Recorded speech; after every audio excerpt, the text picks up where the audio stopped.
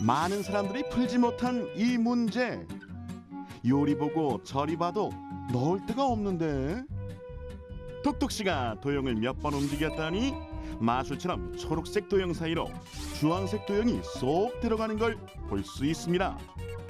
게다가 처음 모양을 그대로 유지하기까지? 이거 어떻게 한 거야? 라는 궁금증이 가시기도 전에 다른 문제에 도전하는 톡톡씨. 삼각형을 이루는 여러 도형들을 다시 요리, 조리, 배열하자. 어라? 아까랑 다르게 네모난 빵꾸 아니 틈이 생겼어요. 똑같은 크기 도형들을 이용했는데 갑자기 어디서 저런 틈이 생겼죠?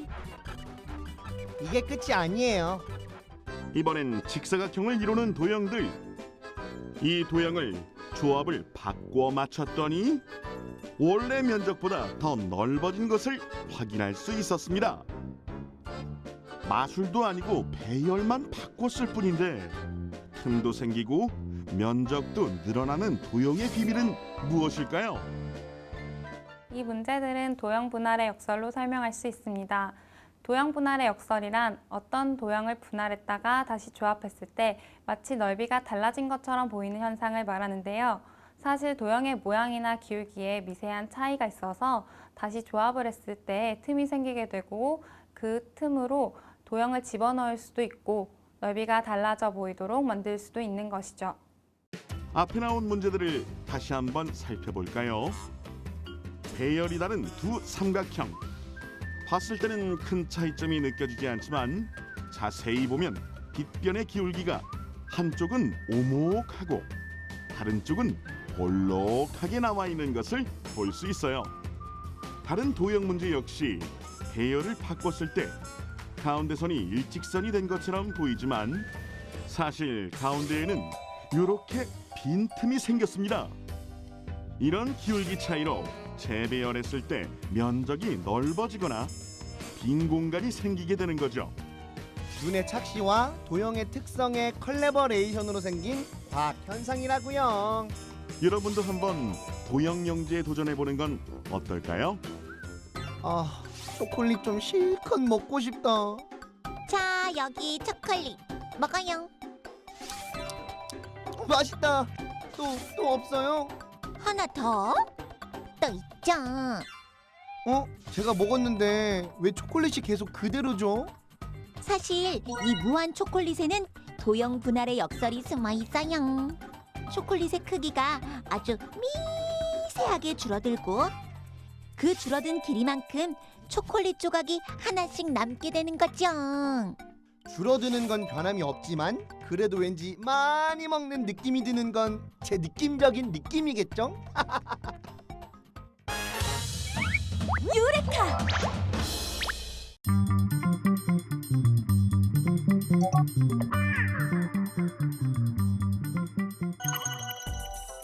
차선이 언제 어디서나 운전자의 눈에 잘 띄려면 차선 도료의 빛 반사율이 높아야 하고 도료가 바닥에서 잘 떨어지지 않고 오래 유지되어야 하며 황색보다 반사 성능이 좋은 백색을 적극 활용하는 것도 하나의 방법입니다.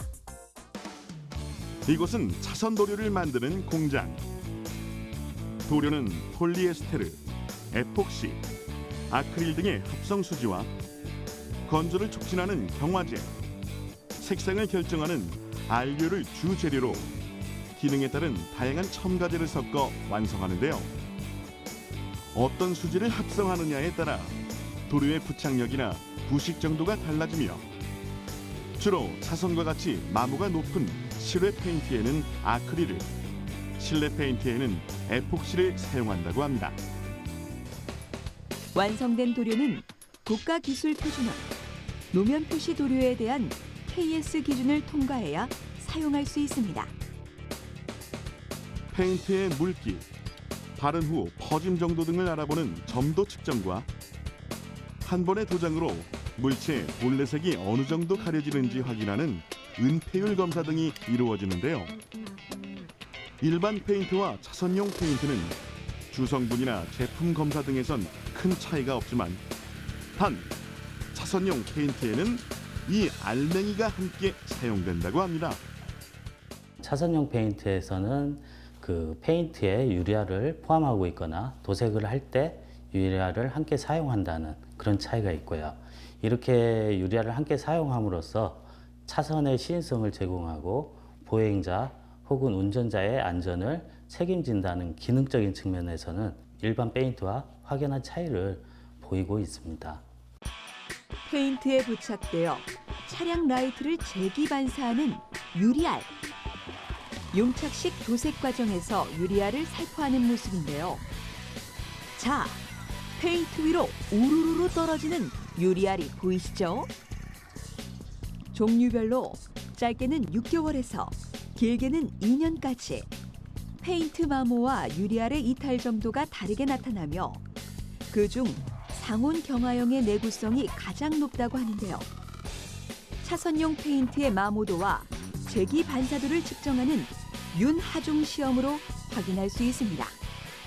바퀴가 시속 60km로 차선 위를 계속 회전한 결과 수용성 도료는 200만 번의 회전까지 일부 페인트가 남아 있었고 상온 경화형 도료는 그 2배인 400만 번의 회전까지 페인트가 남아 있는데요. 남은 페인트의 양만큼 유리알의 양이 결정되기 때문에 페인트의 내구성이 좋을수록 재기 반사율이 높아지는 것입니다. 유레카!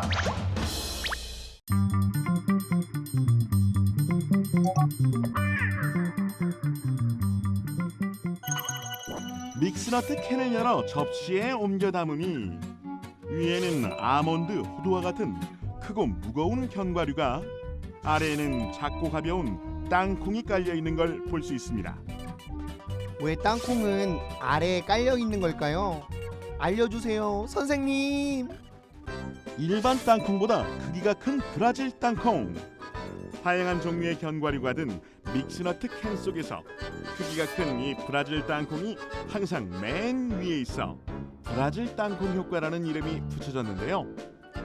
믹스너트 캔 외에도 통에 든 코코아나 분유 속 뭉쳐진 덩어리나 커피 미스 스틱 속 커피가루가 위에 올라와 있는 현상도 바로 이 브라질 땅콩 효과 때문입니다. 이 브라질 땅콩 효과가 발생하기 위해서는 단 하나의 조건이 필요한데요. 그 조건은 바로 알갱이들로 이루어져야 한다는 거죠. 일반적으로 무거운 물질과 가벼운 물질을 섞었을 때 가벼운 물질은 위로, 무거운 물질은 아래로 가라앉는 게 당연한 현상이죠. 그러나 알갱이는 그 반대 현상이 일어난답니다. 크기와 무게가 다른 다양한 알갱이를 넣고 수직으로 흔들면 알갱이들이 위아래로 섞이며 자리를 잡아가게 되는데 점점 맨 위로 올라온 큰 알갱이가 아래로 내려갈 공간이 없어 위쪽에 머무르게 되고 그 틈으로 작은 알갱이들이 빠져나가 아래쪽을 채우면서 위쪽에는 큰 알갱이가 아래쪽에는 작은 알갱이들이 자리를 잡게 되는 거죠. 이것이 바로 알갱이의 성질로 생긴 브라질 땅콩 효과라는 말씀. 아하, 이 작은 알갱이에도 과학이 숨어 있었구나. 거기에 말까지 좋고요. 그런데 이 알갱이에 재미있는 성질이 하나 더 숨어 있어요. 톡톡씨, 모래시계가 알갱이의 성질로 만들어진 최고의 발명품이라는 사실 알고 있어요? 나 지금 떨고 있니? 아유, 드라마 모래시계 말고 진짜 모래시계요. 알갱이로 이루어진 물질은 낙하할 때 일정한 속도로 떨어지는 성질이 있어요. 그래서 항상 정확한 시간을 잴 수 있는 거라고요. 그럼 모래 말고 물은 안 되나요? 물은 남아있는 물의 양에 따라 낙하 속도가 다르고 마지막에 남은 한 방울이 표면 장력으로 인해 떨어지지 않아 정확한 시간을 측정하기 어렵다고요. 작고 단단한 알갱이에 진짜 많은 게 숨어 있네요. 유레카!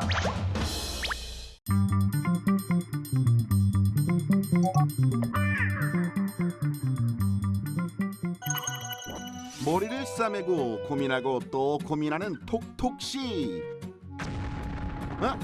뭐가 떠올랐어요?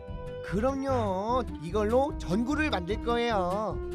플라스틱 병으로 전구를 한번 만들어 볼까요? 물이 담긴 1.5리터 플라스틱 병에 표백제를 넣어준 뒤 뚜껑을 있는 힘껏 꽉 닫아줍니다. 짜잔! 이제 톡톡씨가 준비한 상자에 플라스틱 병을 넣어줄 텐데요. 플라스틱 병 입구가 4분의 1 정도 바깥으로 나오도록 넣고 빠지지 않도록 단단하게 고정을 하면 이게 끝? 아니 이렇게 간단한데 플라스틱 병에서 빛이 난다고요? 에이, 의심 그만하고 팔로미.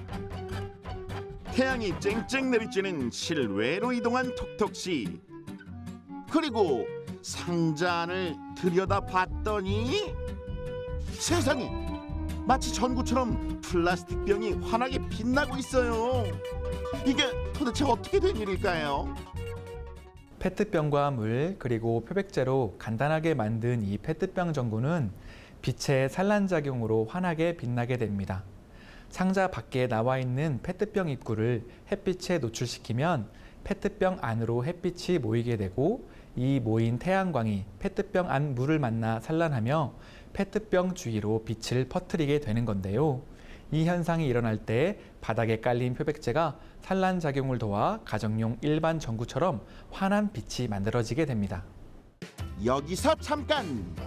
빛의 산란이란 태양에서 나오는 빛이 공기 속 질소, 산소, 먼지와 같은 작은 입자들에 부딪혀 여기저기 사방으로 흩어지는 현상을 말하는데요. 태양의 빛이 플라스틱 병 속 물, 표백제와 충돌하면서 사방으로 흩어져 상자 속을 밝게 비추게 되는 거죠. 얼마나 밝은지 궁금한 톡톡씨가 조도를 직접 측정해 보니 태양빛은 약 19,000럭스, 일반 전구는 약 780럭스, 플라스틱 병 전구는 약 710럭스로 일반 전구 못지않게 밝은 걸 확인할 수 있습니다. 아니 그런데 어두워지면 사용하지 못하는 플라스틱 병 전구가 생활 속에서 필요할까요? 매번 정전이 되면 내 작업장이 깜깜해져 난감하네. 무슨 방법이 없을까? 그래! 플라스틱 병과 태양을 이용한다면? 사실 이 플라스틱병 전구는 브라질에 사는 정비공 알프레도 모제 씨의 아이디어예요. 빈민국가에서는 비싼 전기료를 감당하지 못하거나 전기 공급이 원활하지 않아 밝은 대낮에도 캄캄한 채로 지내야 하는 경우가 많아요. 하지만 누구나 알고 있는 과학 원리를 생활 속에 접목했더니 우와! 한 사람의 착한 아이디어가 수천 수만 명에게 빛을 선물했네요. 유레카!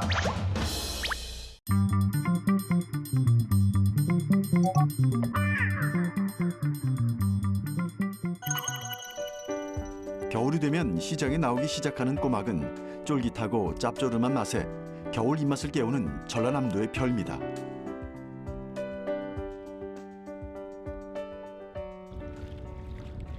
꼬막은 찬바람이 부는 11월부터 이듬해 4월에서 5월까지가 제철인데 살이 통통하게 차오르는 겨울 이맘때가 가장 맛있다고 한다. 덕분에 수십 년 동안 남도어민들의 중요한 수입원이었는데 예전엔 몇 번 갯벌을 훑고 지나가면 바구니에 꼬막이 수북이 쌓일 정도로 많은 양이 나왔다. 2000년대 초반 전남 지역 꼬막 생산량은 2만여 톤에 달했을 만큼 엄청난 양을 자랑했다. 하지만 그로부터 몇 년 후 꼬막 생산량이 급감하면서 2012년에 4,500톤을 기록했다. 꼬막 생산량이 급감하면서 가격은 고공행진을 기록했다. 2000년대 초반까지만 해도 20kg당 5만 원이었던 참꼬막 가격은 2013년엔 약 28만 원으로 10년 사이에 무려 5배가 넘게 치솟은 것이다. 이제 꼬막이 감소한 이유가 이제 크게 세 가지로 볼 수가 있거든요. 첫째는 이제 자원 남획이라고 볼 수 있습니다. 예전에 보면 어촌계에서 꼬막 작업을 할 때는 대부분 다 어촌계 개원들이 다 내려가서 손으로 꼬막을 잡았죠. 그래서 이제 그렇게 하다 보니까 체포율이 한 50%, 한 60% 정도밖에 못 잡아내요. 근데 이제 어촌 고령화가 되면서 채취업자들은 이제 꼬막을 캐는 그 기구를 사용해서 캐다 보니까 좀 많은 양의 그 꼬막들을 어획을 하게 되는 거죠. 그래서 첫째는 자원 남획이 문제가 있다. 그리고 이제 그 많은 양의 꼬막들이 남획이 되다 보니까 다음 연도에 얘네들이 산란을 하고 또 번식을 해야 되는데 그런 것들까지도 영향을 미치지 않냐 이런 생각이 들고요. 또 다른 원인으로 지목되는 것은 바로 이상기후 현상이다. 2016년 대한민국의 여름은 유례없는 폭염에 시달렸다. 이것은 수온 변화에 취약한 수산물의 생산에도 영향을 미쳤다. 바닷물이 뜨거워지면서 양식장 물고기 집단 폐사가 이어졌던 것이다. 온난화에 따른 해수면 온도 상승은 대한민국 어류 지도마저 바꿔놓는 지경이 됐는데 대표적 한류성 어종인 명태는 동해안에서 자취를 감춰버렸고 제주도의 대표적인 수산물인 방어가 이제는 울릉도에서 잡히고 있다. 이런 상황이 계속된다면 남해의 소중한 어족 자원인 꼬막마저 잃게 될지 모른다. 그렇다면 더 늦기 전에 이 문제를 해결할 방안은 없을까? 전라남도는 꼬막 중폐장을 건설해 어족 자원 회복에 나섰다. 꼬막 인공 종묘 중간 육성 방식이란 인공 수정한 어린 꼬막을 일정한 크기까지 키운 후 뻘에다 뿌리는 방식이다.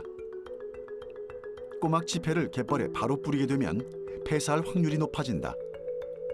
그래서 약 60일부터 90일까지 기술의 힘을 빌려 종폐로 키워낸 뒤 양식장에 살포하는 것이다. 유레카!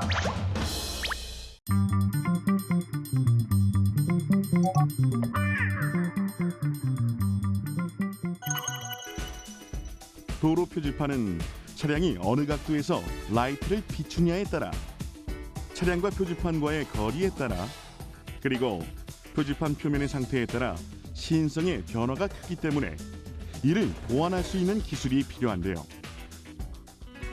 악천후 속에서도 차선과 표지판이 잘 보일 수 있도록 하는 핵심은 바로 빛의 반사입니다. 반사는 빛이 물체를 비췄을 때 그 표면으로부터 어떠한 형태로 빛이 되돌아오느냐가 관건인데 도로 안전에서는 자동차 라이트로부터 차선이나 표지판에 반사된 빛이 운전자의 눈에 들어오는 관찰각과 광원을 물체 평면에 수직으로 비췄을 때 파동을 이루는 입사각이 중요하고요. 차선의 경우 30m 전방에서 자동차의 전조등 높이가 65cm, 운전자 눈의 높이가 1m 안팎을 표준으로 했을 때 입사각은 88.76도, 관찰각은 1.05도를 기준으로 하고 있습니다. 빛은 반사 각도에 따라 일반적으로 정반사, 난반사, 재기반사 등 세 가지로 구분합니다. 정반사는 유리처럼 매끄러운 곳에 빛을 비췄을 때 정반대 방향으로 일정하게 반사하는 원리로 입사각의 크기만큼 반사하게 되고요. 난반사는 표면이 고르지 않은 물체에 빛이 비출 시 빛들이 여러 방향으로 흩어져 반사되는 현상인데요. 아무리 매끄러워 보이는 평면이라도 실제로는 울퉁불퉁한 경우가 많아 그만큼 시야에 들어오는 빛의 양이 적을 수밖에 없습니다.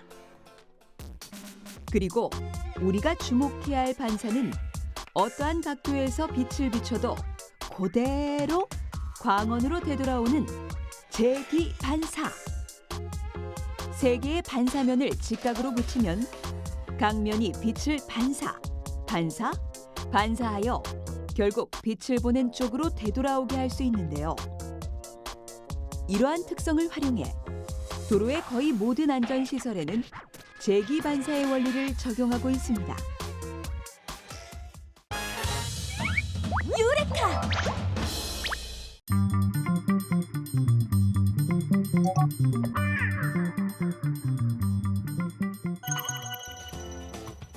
오늘날까지 가장 대중적으로 즐기는 전통 음료 하면 단연 식혜를 들 수 있습니다.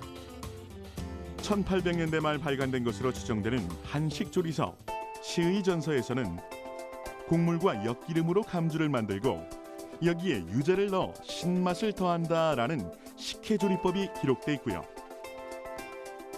1900년대 중반 조선 무상 신식요리 제법에는 엿기름에 대한 정보와 제조법이 상세히 설명돼 있죠.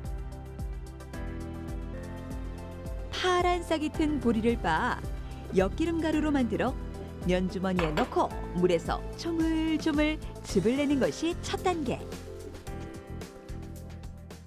이 안에 엿기름물 안에 아밀라제라는 효소가 들어있어서 그 밥알을 삭혀주는 거죠. 이게 아주 좋으네요. 엿기름 가루가 파란 그 싹이 보이네요. 파랗죠? 이 속에 아밀라제라는 당화 효소가 들어있어요. 예로부터 명절처럼 기름진 음식을 많이 먹거나 과식 후에는 식혜를 후식으로 마셨던 관습이 있었죠. 바로 천연 소화제 역할을 했기 때문인데요. 보리가 발화하여 탄생한 엿기름에는 발화 이전에는 없던 영양소들이 생성되면서 특히 아밀라제, 프로테아제, 인베르타아제 등의 소화 효소가 풍부해집니다. 우리의 침 속에 포함되어 있는 효소로도 잘 알려져 있는 아밀라제는 전분을 분해하는 능력이 좋아 밥이나 떡이 주식이었던 우리의 식문화의 제격이었죠. 자, 이제 밥알을 삭히기 위해 엿기름물을 부어보겠습니다.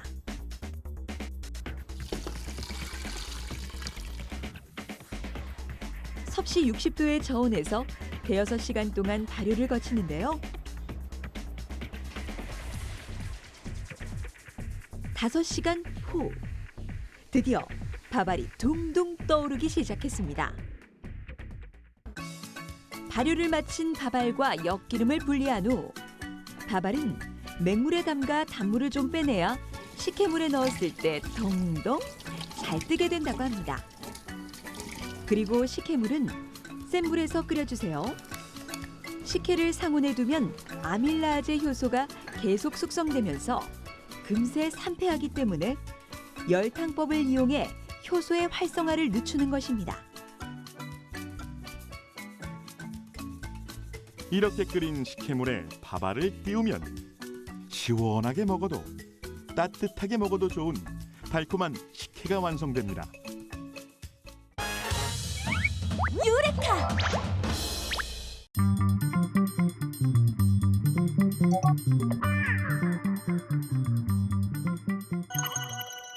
캐나다 브리티시 콜롬비아 대학에서 도대체 나라가 몇 개 들어가 있는 거예요. 캐나다 브리티시 콜롬비아 대학에서 두 분의 박사님, 이 아서 아론 박사님과 이 도널드 너틴 박사님이 아주 흥미로운 실험을 1974년에 진행하게 됩니다. 자, 어떤 실험이냐면 이 캐나다에 이제 카필라노 강이라는 곳이 있어요. 강에는 두 개의 다리가 딱 있습니다. 첫 번째 다리는 폭이 좁아요. 길이가 140m, 높이가 70m니까 굉장히 높죠. 그리고 심하게 흔들리는 다리입니다. 두 번째 다리는 높이가 3m고요. 아주 단단한 삼나무로 지어져 있어서 굉장히 안정적인 다리가 있습니다. 두 개의 다리가 딱 있는 거예요.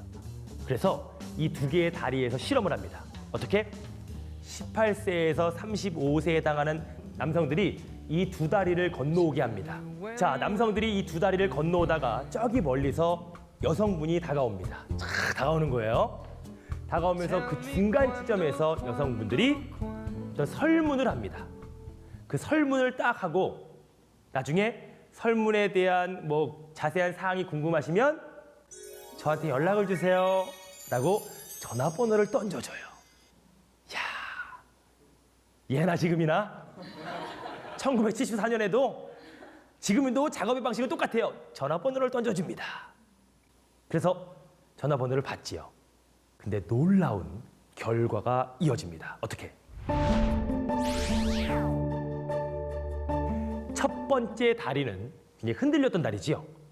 흔들렸던 다리를 지나간 남자들 중 50% 이상이 그 여자한테 연락을 합니다. 단단한 삼나무로 이루어진 그 단단한 두 번째 다리에서 의 남자의 12.5%만 그 여자에게 연락을 했다는 거예요.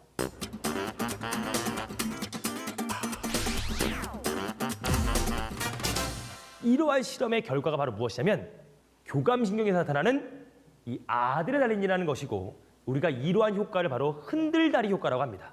자, 우리가 심하게 흔들린 다리에서 이 남성들이 더 많이 전화를 했다는 것, 이것은 무엇이냐면 무서웠잖아요. 무서우니까 떨렸잖아요.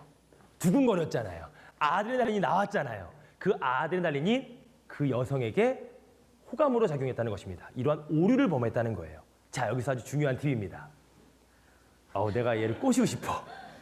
꼬시고 싶으면 어딜 가요? 흔들다리가 아니라 나랑 사귀어줘 막 이런 게 아니라 안 하면 죽어버릴게 이게 아니라 이런 것이 아니라 긴장 상태를 유지할 수 있는 것, 어디? 공포 영화를 본다거나 놀이동산을 막 가가지고 막 태우는 거야. 무조건 막 잡아 태워. 막 나 믿어 막 잡아 태워. 그리고 막 랩포치를 즐기면서 시간을 할애한다면 이 사람들은 이성에 대한 호감으로 느껴진다는 것입니다.